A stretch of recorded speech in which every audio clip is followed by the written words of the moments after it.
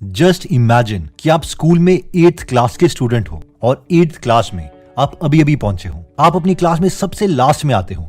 मतलब टीचर्स मानते हैं कि इस लड़के का लाइफ में कुछ भी नहीं हो सकता। आपको हर एक क्लास पास करवाने के लिए भी आपके फादर को आपके स्कूल के प्रिंसिपल के पास जाना पड़ता है और कहना पड़ता है कि प्लीज इसे पास करवा दो, बस इस साल नेक्स्ट ईयर में प्रमोट करवा दो।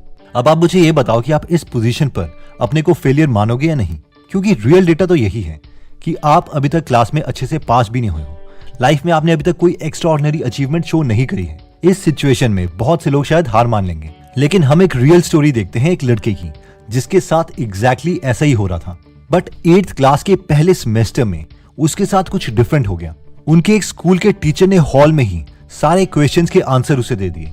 इन शॉर्ट उसे चीटिंग करवा दी, जिसकी वजह से वो क्लास में लास्ट पोजीशन के बजाय 3rd आ गया। और जैसे ही ऐसा हुआ, सारे के सारे टीचर्स और बाकी स्टूडेंट्स इस लड़के को बहुत ही रिस्पेक्ट भरी नजरों से देखने लग गए। इसे लोगों का प्यार मिलने लग गया, पेरेंट्स का, अपने टीचर्स का प्यार मिलने लग गया। तो इस लड़के को लगा, ओह मुझे इस बार भी एग्जाम्स में अच्छा ही करना है। तो इसने अपने घर वालों से पैसे लिए और जहां पर पेपर्स प्रिंट होते थे उनके पास चला गया और कहा कि मुझे क्वेश्चन पेपर्स मिल सकते हैं क्या। तो उस प्रिंटर वाले ने इस लड़के से कहा, चले जाओ यहाँ से, वरना तुम्हारी कंप्लेन हम प्रिंसिपल के पास करवा देंगे। बट इस लड़के को लगा कि अगर अब मैंने एग्जाम में अच्छा नहीं किया तो सब दोबारा से मुझे यूजलेस समझने लग जाएंगे, और ये ऐसा नहीं चाहता था। इसीलिए इसने स्टडी करना स्टार्ट कर दिया और जिंदगी में पहली बार अपनी मेहनत से 5th आया। इसे लगा कि ये कुछ भी कर सकता है और इसने मेहनत करनी स्टार्ट कर दी, क्योंकि जब जब ये मेहनत करता था लोग इसे रिस्पेक्ट भरी नजरों से देखते थे। इस लड़के ने इतनी मेहनत कर ली कि इसकी सिलेक्शन IIT दिल्ली में हो गई।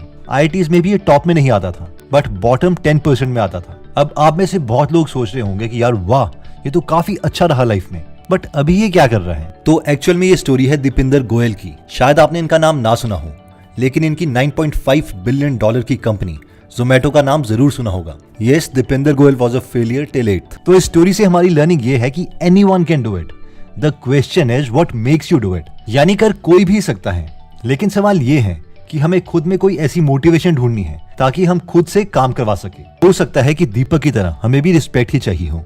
नेक्स्ट पॉइंट कहता है कि डोंट ड्रेन योर एनर्जी।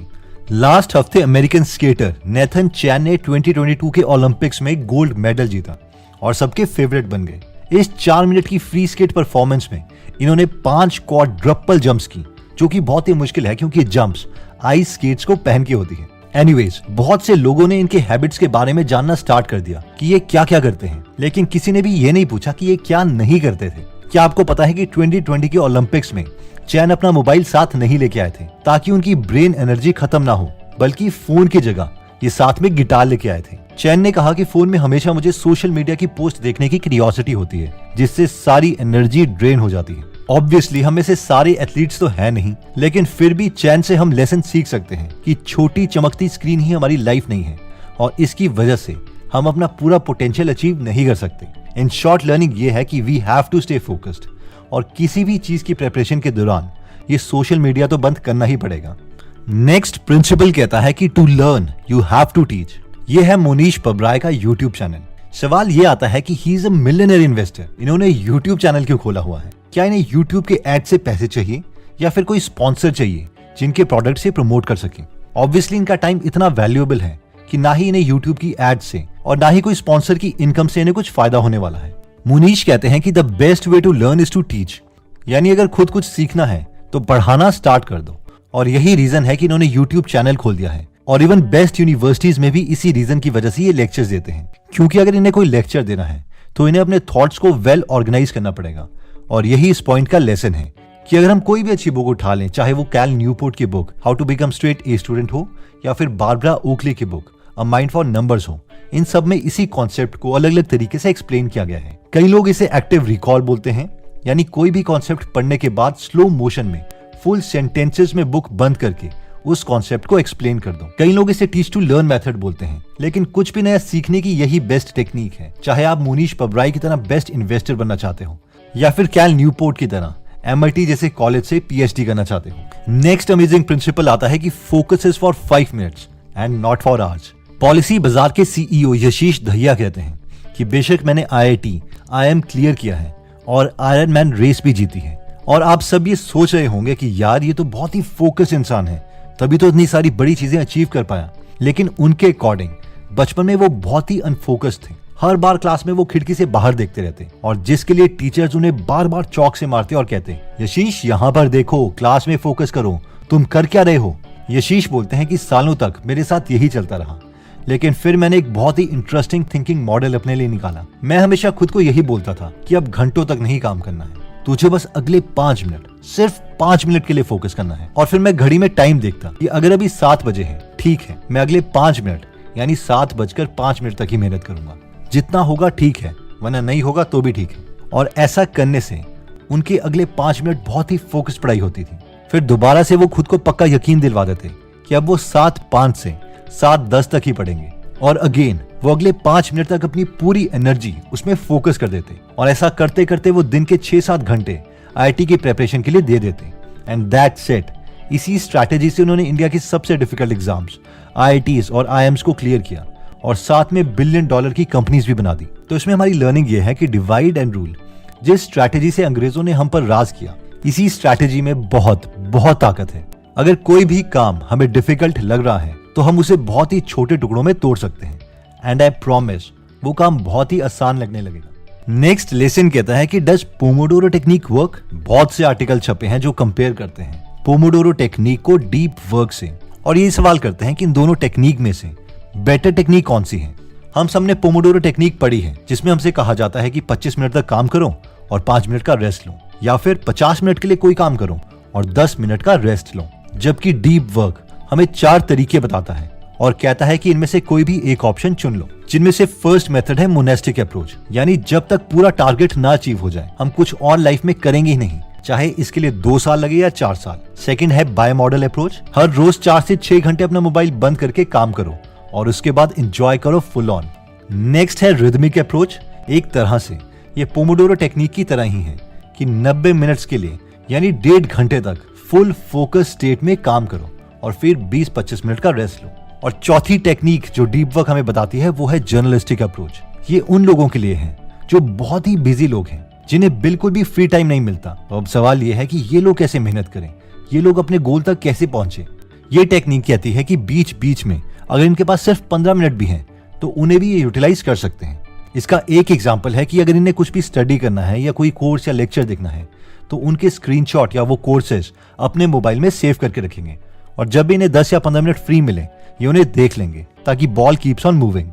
अगर हम ध्यान से इन सब ऑप्शंस को देखें इंक्लूडिंग पोमोडोरो टेक्निक, तो ये सब सेम ही है, बस सिर्फ डिफरेंस टाइम का ही है कि कितने कितने टाइम तक हम एब्सोल्यूट फोकस्ड स्टेट में काम करेंगे और कितने टाइम हम ब्रेक लेंगे। बट आई हैव सीन कि हम में से कई लोग इसे कुछ ज्यादा ही सीरियसली ले लेते हैं कि 25 मिनट के बाद भी अगर हमारी कंसंट्रेशन बन रही है तो वो ब्रेक ले लेंगे, या फिर ऐसे ऐसे क्वेश्चंस पूछेंगे कि 5 मिनट की ब्रेक में करना क्या है। ये कोई मैथ्स का फॉर्मूला नहीं है कि इसे एग्जैक्टली हमें फॉलो करना है। It is just a piece of advice कि अगर हम थक गए हैं तो कुछ टाइम के बाद हम ब्रेक ले सकते हैं, और अपने लर्निंग टाइम को इंक्रीज करने के लिए हमें पूरा थकने से पहले ही ब्रेक ले लेनी चाहिए। अगर पूरा एग्जॉस्ट हो जाएंगे तो हम कम टाइम ही काम कर पाएंगे।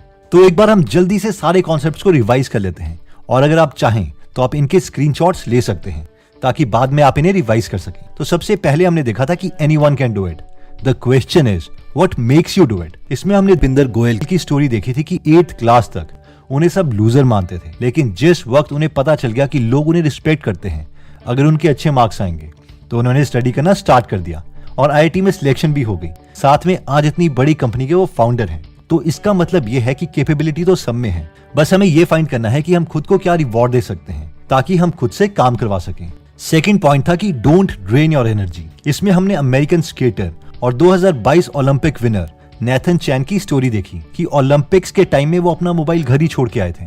वो जानते थे कि इससे उनकी एनर्जी ड्रेन होगी। और आप किसी को भी अपने आसपास नोटिस कर लेना जो लाइफ में कुछ बड़ा अचीव कर रहे हैं, या तो वो बिल्कुल भी सोशल मीडिया से कनेक्टेड होंगे ही नहीं, या फिर बहुत ही सिलेक्टिव टाइम के लिए उसे यूज करते होंगे। देखो यार, जब भी नोटिफिकेशंस आएंगी तो हमारी एनर्जी ड्रेन होगी ही होगी, चाहे उसे रेजिस्ट करने में ड्रेन क्यों ना हो। इसलिए जब हम प्रिपरेशन कर रहे हैं तो उस वक्त तो हमें इसे बंद करना ही पड़ेगा। नेक्स्ट पॉइंट था to learn you have to teach.